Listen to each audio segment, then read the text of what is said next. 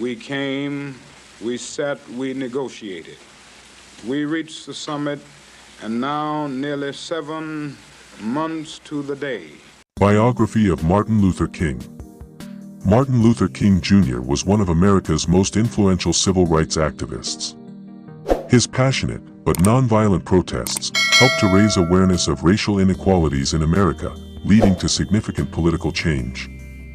Martin Luther King was also an eloquent orator who captured the imagination and hearts of people, both black and white.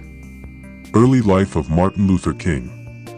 Martin Luther King, Jr. was born in Atlanta on January 15, 1929. Both his father and grandfather were pastors in an African-American Baptist church. Luther King attended Morehouse College in Atlanta, segregated schooling, and then went to study at Crozer Theological Seminary in Pennsylvania and Boston University.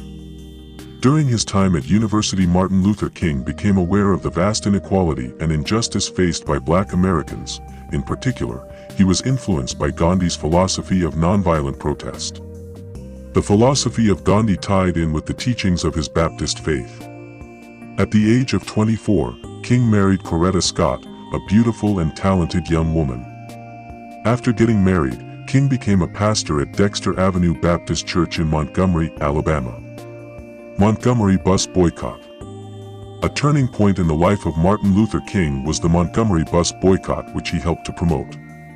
His boycott also became a turning point in the civil rights struggle, attracting national press for the cause. It began in innocuous circumstances on December 5, 1955. Rosa Parks, a civil rights activist, refused to give up her seat. She was sitting in a white-only area.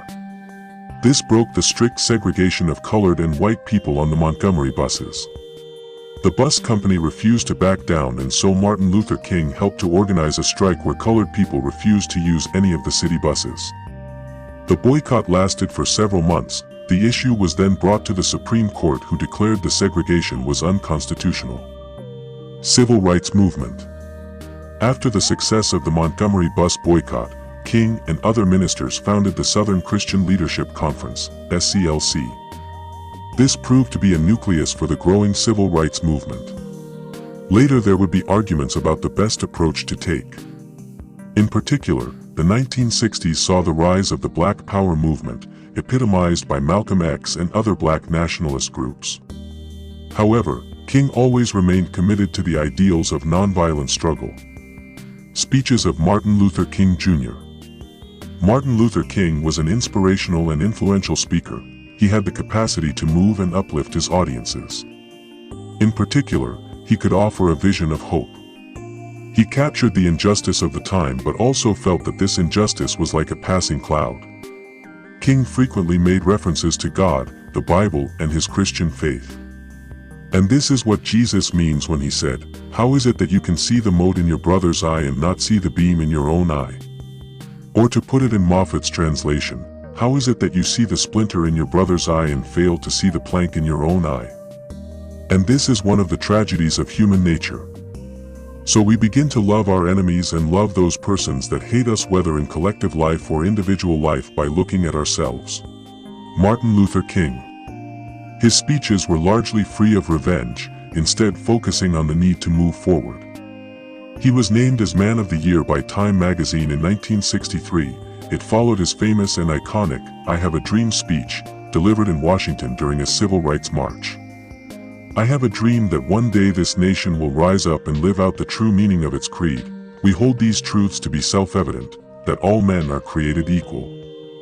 I have a dream that one day on the red hills of Georgia the sons of former slaves and the sons of former slave owners will be able to sit down together at a table of brotherhood."